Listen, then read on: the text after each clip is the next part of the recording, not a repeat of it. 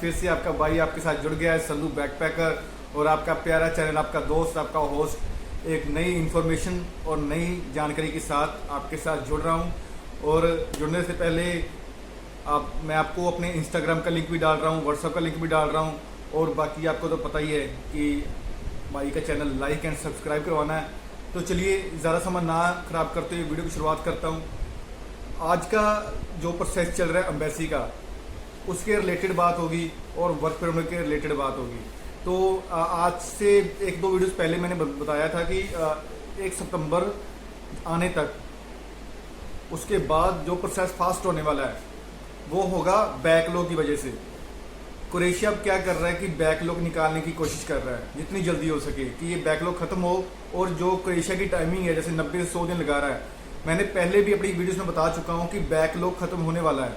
बार बार backlog की बात करता हूँ मैं, और जो आज लोग वीडियो बना के बता रहे हैं कि प्रोसेस फास्ट हो गया है, ये कुछ टाइम पहले ही मैंने बता दिया था कि बैकलॉग की वजह से काम फास्ट होगा।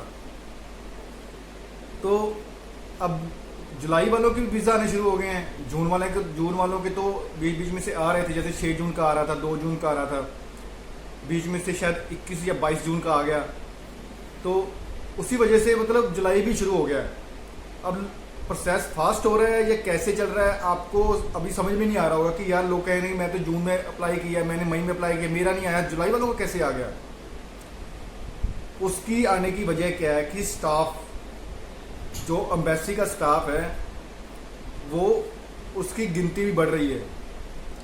क्यों बढ़ रही है? सिर्फ बैकलॉग की वजह से। एम्बेसी में अब नए रिक्रूट कह रहे हैं, नए भर्ती हुए हैं, नए भर्ती जैसे उन्होंने बुलाए गए हैं कि ये इंडिया से जो बैकलॉग बन रहा है, क्योंकि मेनली तो नेपाल भी इंडिया से आ रहा है, बांग्लादेश भी इंडिया में वीएफएस करा रहा है, जैसे नेपाल के और बांग्लादेश के सभी लोग दिल्ली मुंबई वीएफएस करवा रहे हैं। तो मेनली तो सब इस कॉन्टिनेंट में इंडिया ही सबसे बड़ा है, ठीक है। तो बैकलॉग भी इंडिया का ही सबसे बड़ा है। जितना क्रोएशिया तंग हो रहा है ना, वो इंडिया की वजह से हो रहा है। इतने सारे लोग वहाँ पे क्रोएशिया जा रहे हैं, क्रोएशिया वर्क परमिट अप्लाई कर रहे हैं, क्रोएशिया वीज़ा अप्लाई कर रहे हैं। अभी भी मैं आपको बता दूं, लाखों फाइलें जो क्रोएशिया की एम्बेसी में हैं। ये जो बंडल बना पड़ा है ना, उनकी सरदर्द बना पड़ा है, ये वो कम करने की कोशिश कर रहे हैं। तभी तो वो जुलाई मंथ शुरू हुआ है, जून जुलाई में। मैं हमेशा बताता रहा हूं कि बैकलॉग अगर बढ़ेगा तो सभी के सभी मंथ शुरू हो जाएंगे। अगस्त का भी कोई पता नहीं है, 15 सितंबर के बाद शायद अगस्त का काम शुरू कर दें, इनका कोई पता नहीं है। तो ये अपना स्टाफ बढ़ा रहे हैं, स्टाफ बढ़ेगा तो आपका वीज़ा भी उतनी जल्दी आएगा। पहले क्या था, क्रोएशिया 1 मंथ में वीज़ा देता था 45 दिन में, 15 दिन में वीज़ा आपके घर पहुंच जाता था। आज से 2 साल पहले की या साल पहले की बात कर लो। तो अभी चलो 90 डेज 100 डेज लग रहा है। तो कई मेरे भाई इसमें वो भी हैं जिसका स्टडी वीज़ा था।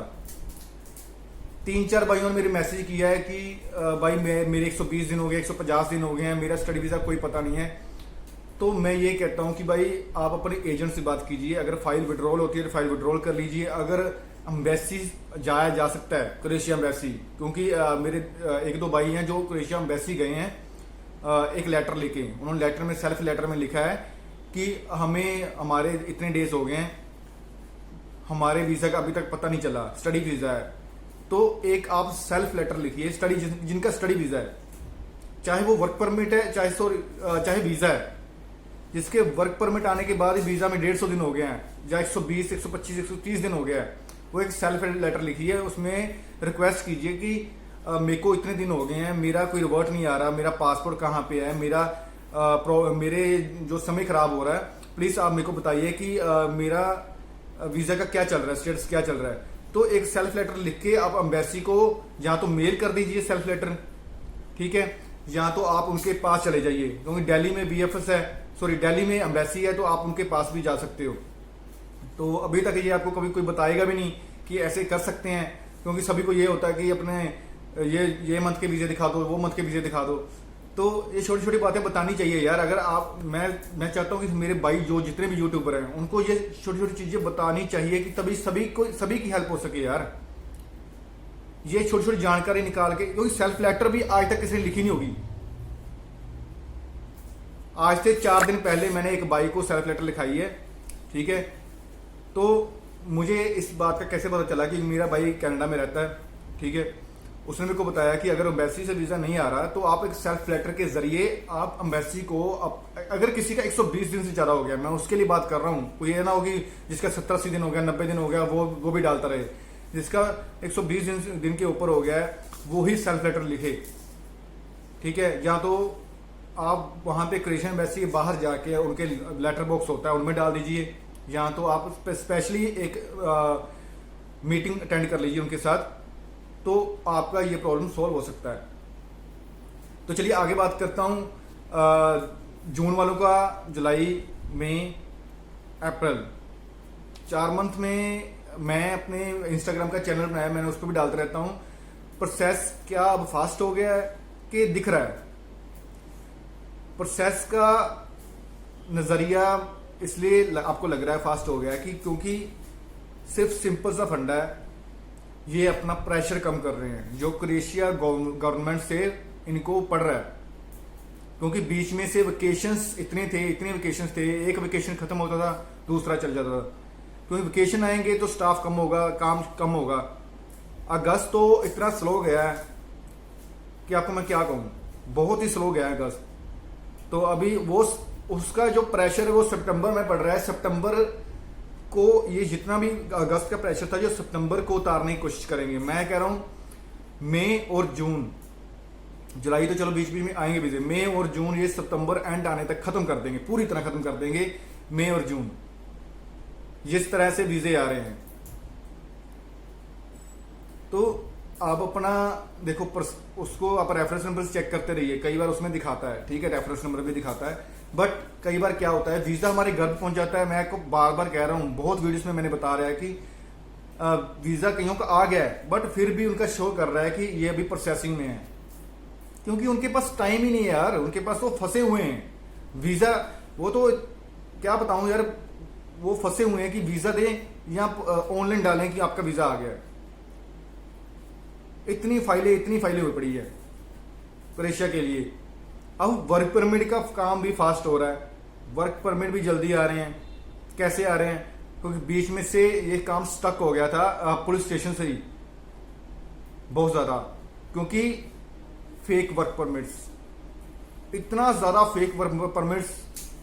कम से कम रिसेंटली अगस्त की बात कर रहा हूं, कम से कम उन्होंने 1200 फेक वर्क परमिट्स, 1200 से ज्यादा फेक वर्क परमिट्स पकड़े हैं।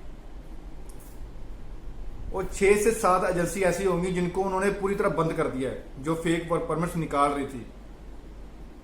हमारे जो एजेंट काम कर रहे हैं, इंडिया में काम कर रहे हैं, उनको भी नहीं पता चलता था कि ये फेक है या ओरिजिनल है। बट मैंने आपको एक चीज बताई हुई है, मैं वही चीज बाकी यूट्यूबर से चाहता हूं कि वो भी ये चीज करें कि अगर किसी का वर्क परमिट आ रहा है, उसको शक है, तो वो अपना वर्क परमिट कैसे चेक करवा सकता है क्रोएशिया के पुलिस स्टेशन से। ये भी उनको बताना चाहिए, छोटी छोटी डिटेल बतानी चाहिए कि आप अपना खुद से कैसे चेक कर सकते हो, किसी की हेल्प लेने की जरूरत ही ना पड़े आपको। क्रोएशिया के पुलिस स्टेशन का मेल आईडी निकालो, जैसे पूला का, इस्तारा का, ज़ाग्रेब का, कहीं भी आया है स्प्लिट का ना, तो आप वहां के स्टेट का नेम, ये तो स्प्लिट शहर है, जैसे पंजाब का, मैं फिरोजपुर शहर में रहता हूं तो मेरा पंजाब रह गया स्टेट, तो वहां पे जैसे पूला का इस्तारा है, ठीक है, तो आप इस्तारा पुलिस स्टेशन का ईमेल आईडी निकालो, तो उनको डाल के देख लो, वो आपको बता देंगे ये वैलिड है या नहीं है। बाकियों को भी ये चीज बतानी चाहिए। तो आप ध्यान दीजिए, माइंड से प्रेशर कम कीजिए, अपना टेंशन से लेना कम कीजिए। कभी भी किसी का भी वीजा आ सकता है, कभी भी।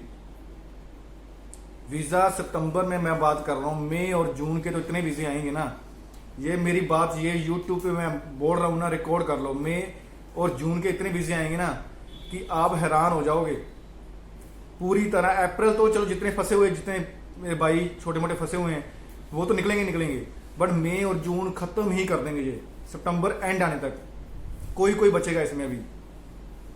तो चलिए यहाँ पे वीडियो की एंडिंग करता हूँ। कोई आपको मेरा वीडियो अच्छा लगा हो तो वीडियो को लाइक शेयर एंड सब्सक्राइब कर दीजिए। मेरे इंस्टाग्राम का लिंक है, उसमें मैं लेटेस्ट वीज़ा डालता रहता हूँ कि किसका वीज़ा किस तारीख को और कहाँ सबमिशन हुआ था, वहाँ पे आया है। ठीक है, मैंने नया इंस्टाग्राम चैनल बनाया है, वो उसका लिंक भी डालूंगा, व्हाट्सअप का लिंक भी डालूंगा। व्हाट्सअप का लिंक भी ज्वाइन कीजिए और चैनल को लाइक एंड शेयर सब्सक्राइब कर दीजिए। Thank you.